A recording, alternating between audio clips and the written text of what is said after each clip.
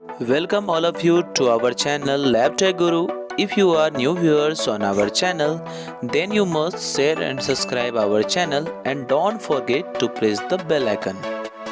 चलिए आज हम लोग क्वालिटी कंट्रोल के ऊपर जो है इस वीडियो में देख लेते हैं कुछ इंपॉर्टेंट क्वेश्चन, क्योंकि बहुत दिनों से मुझे क्वालिटी कंट्रोल के ऊपर एक वीडियो बनाने के लिए बहुत सारे कमेंट्स आ रहे थे कि सर आप वीडियो क्वालिटी कंट्रोल पे बनाइए। तो ये काफ़ी अच्छा टॉपिक है और इससे कई क्वेश्चन आते हैं एग्जाम में, तो इस टॉपिक को देखते हैं। ठीक है, आपको यदि वीडियो पूरा अच्छा लगे तो आप इसे पूरा देखें और इसको ज़्यादा से ज़्यादा शेयर भी जरूर करें। तो हमारा पहला क्वेश्चन है, नेशनल इंस्टीट्यूट ऑफ बायोलॉजिकल्स में जैविक उत्पादकों की गुणवत्ता मूल्यांकन करता है। जो जैविक उत्पाद हैं उसकी गुणवत्ता का मूल्यांकन कौन करता है?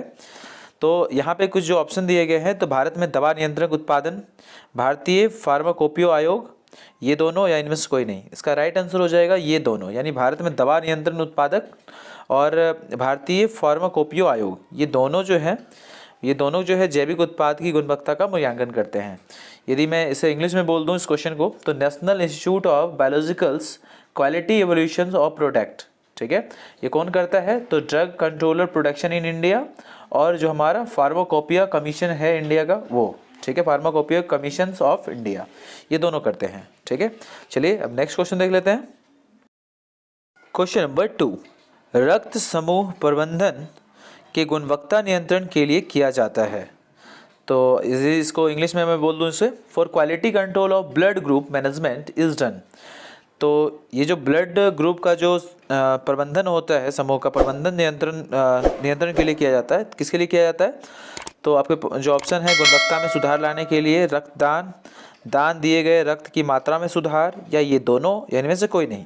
इसका राइट आंसर हो जाएगा ऑप्शन ए, यानी गुणवत्ता में सुधार लाने के लिए रक्तदान, blood donations to improve quality. ठीक है, ये इसका राइट आंसर हो जाएगा। चलिए नेक्स्ट क्वेश्चन देख लेते हैं। क्वेश्चन नंबर 3, एबीओ और आरएच रक्त ग्रुपिंग अभिकर्मकों की गुणवत्ता नियंत्रण विकसित की जाती है। तो किसके द्वारा विकसित की जाती है? आपको पूछा जा रहा है कि ABO and RH blood grouping reagents quality control is developed. तो डेवलप कौन करता है? तो इसका राइट आंसर हो जाएगा ऑप्शन सी, एनआईसी, यानी नेशनल इंफॉर्मेटिक्स सेंटर। ठीक है, ये इंडिया का एक ब्रांच बोल सकते हैं जो कि क्वालिटी कंट्रोल के ऊपर ध्यान देता है। ठीक है, साइंस एंड टेक्नोलॉजी से रिलेटेड या जो आप बोल सकते हैं मेडिकल से रिलेटेड। ठीक है, तो इसमें ये हेल्प करता है क्वालिटी कंट्रोल में। ठीक है, नेक्स्ट क्वेश्चन देख लेते हैं।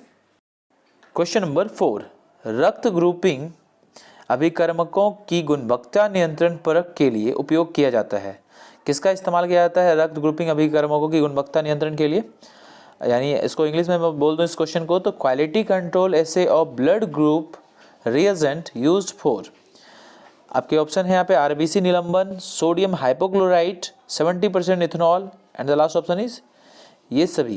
इसका राइट आंसर हो जाएगा ऑप्शन डी, ये सभी, यानी all these, RBC suspension, sodium hypochlorite, 70% ethanol, इस सारे का इस्तेमाल किया जाता है रक्त ग्रुपिंग अभिकर्मकों की गुणवत्ता नियंत्रण के लिए। ठीक है, चलिए नेक्स्ट क्वेश्चन देख लेते हैं। क्वेश्चन नंबर 5, निम्न में से रक्त समूह के एजेंटों की गुणवत्ता परख के लिए उपयोग नहीं किया जाता। यानी आपको पूछा जा रहा है, following is not used for the quality testing of blood group agent. तो आपके जो ऑप्शन दिए गए हैं, उपकेंद्रित, इनक्यूबेटर, डीप फ्रीज, इनमें से कोई नहीं, यानी सेंट्रीफ्यूज, इनक्यूबेटर, डीप फ्रीज और नन ऑफ दीज। इसका राइट आंसर हो जाएगा option D, none of these, यानी इनमें से कोई नहीं, क्योंकि इन सब का इस्तेमाल जो होता है हम लोग ब्लड ग्रुप्स के एजेंट्स को, उसके क्वालिटी को टेस्ट करने के लिए करते हैं। ठीक है, चलिए नेक्स्ट क्वेश्चन देख लेते हैं। क्वेश्चन नंबर 6, रक्त ग्रुपिंग एजेंटों की गुणवत्ता नियंत्रण परख के लिए तीव्रता परीक्षण की विधि है। यानी यदि इंग्लिश में इसको बोल दूं मैं, तो rapid method of testing for quality control essay of blood grouping agents. ये तो रैपिड मेथड के बारे में आपको पूछा जा रहा है कि क्वालिटी कंट्रोल ऐसे जो ब्लड ग्रुपिंग का करते हैं, तो उसके लिए रैपिड मेथड टेस्टिंग का क्या होगा?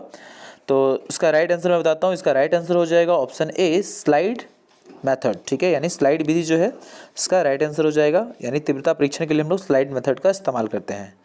ठीक है, नेक्स्ट क्वेश्चन देख लेते हैं।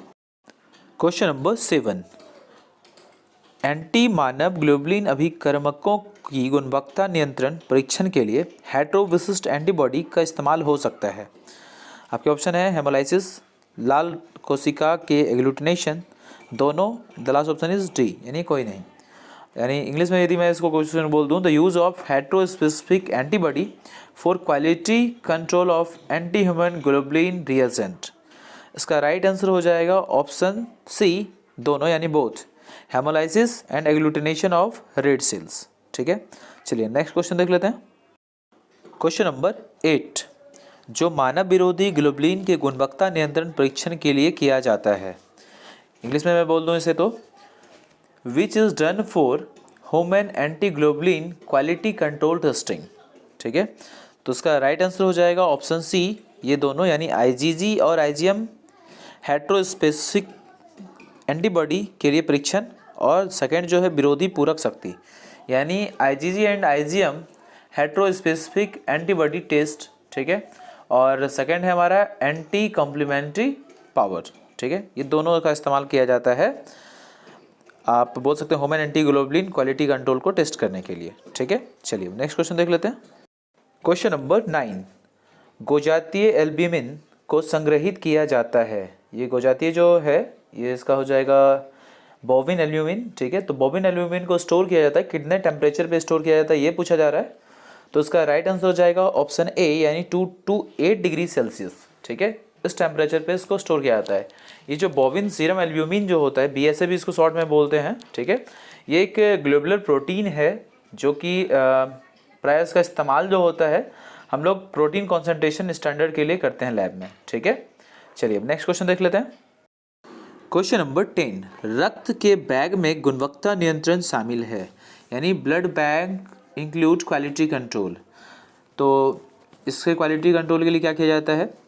आपके ऑप्शन यहाँ पे दृश्य निरीक्षण, रासायनिक निरीक्षण, जैविक निरीक्षण या ये सभी। तो इसका राइट आंसर हो जाएगा ये सभी यानी ऑल दीज। विजुअल इंस्पेक्शन भी किया जाता है, केमिकल इंस्पेक्शन भी किया जाता है, बायोलॉजिकल इंस्पेक्शन भी किया जाता है। ये सारा चीज़ किया जाता है ब्लड बैग के क्वालिटी कंट्रोल को मेंटेन करने के लिए। ठीक है, चलिए नेक्स्ट क्वेश्चन देख लेते हैं। क्वेश्चन नंबर 11, रक्त बैग की गुणवत्ता नियंत्रण के लिए लीड टेस्ट किसके द्वारा किया जाता है? यानी lead test for blood bank quality control is done by. तो इसका राइट आंसर हो जाएगा ऑप्शन सी, दहन परीक्षण यानी कंबसन टेस्ट। ठीक है, चलिए नेक्स्ट क्वेश्चन देख लेते हैं। क्वेश्चन नंबर 12, प्रयोगशाला फ्रिज और वाटर बाथ की गुणवत्ता नियंत्रण किया जाता है। आपके ऑप्शन है रोज, साप्ताहिक, महीने में, सालाना। यानी जो हमारा फ्रीज और वाटर बाथ होता है लेबोरेटरी में, उसके क्वालिटी कंट्रोल कब किया जाता है? तो उसका राइट आंसर हो जाएगा ऑप्शन ए, डेली, यानी रोज उसके क्वालिटी कंट्रोल को चेक किया जाता है। ठीक है, चलिए नेक्स्ट क्वेश्चन देख लेते हैं। क्वेश्चन नंबर 13, तालिका अपकेंद्रित के गुणवत्ता द्वारा किया जाता है। इसका जो क्वालिटी कंट्रोल होता है किसका? जो सेंट्रीफ्यूज, तो सेंट्रीफ्यूज के क्वालिटी कंट्रोल किसके द्वारा किया जाता है? तो इसका राइट आंसर हो जाएगा ऑप्शन सी, दोनों, यानी आरपीएम मीटर और स्टॉप वॉच, दोनों के इस्तेमाल से हम लोग जो सेंट्रीफ्यूज है उसको क्वालिटी कंट्रोल करते हैं उसको। ठीक है, चलिए अब नेक्स्ट क्वेश्चन देख लेते हैं। क्वेश्चन नंबर 14, सेल काउंटर का गुणवत्ता नियंत्रण किया जाता है, यानी quality control of cell counter is carried out. इसका राइट आंसर हो जाएगा ऑप्शन सी, कैलिब्रेशन एंड जो सेकेंड है संदर्भ नमूना, दोनों का इस्तेमाल किया जाता है, यानी कैलिब्रेशन और रेफरेंस सैंपल। ठीक है, both are used to carry out the quality control of cell counter. ठीक है, चलिए नेक्स्ट क्वेश्चन देख लेते हैं। Question number 15, laminar air flow का गुणवत्ता नियंत्रण निम्न द्वारा किया जाता है, यानी quality control of laminar air flow is carry out through. तो आपके जो ऑप्शन दिए हुए हैं, टेम्परेचर है, एयर फ्लो है, प्रेशर है और ऑल दीज। ठीक है, तो इसका राइट आंसर हो जाएगा ऑप्शन बी, यानी वायु प्रवाह यानी एयर फ्लो के थ्रू किया जाता है। ठीक है, चलिए नेक्स्ट क्वेश्चन देख लेते हैं। क्वेश्चन नंबर 16, रक्त बैग ट्यूब मोहर का गुणवत्ता नियंत्रण किया जाता है, यानी quality control of blood bag tube seal carried through. उसका राइट आंसर हो जाएगा ऑप्शन सी, बैग पर दबाव और ट्यूब पर दबाव। ठीक है, तो यानी pressure on the bag and the pressure on the tube, ये दोनों इसका राइट आंसर हो जाएगा। ठीक है, चलिए नेक्स्ट क्वेश्चन देख लेते हैं। क्वेश्चन नंबर 17, रक्त वाहक कंटेनर का गुणवत्ता नियंत्रण निम्न द्वारा किया जाता है, यानी quality control of blood carrier container is done bye.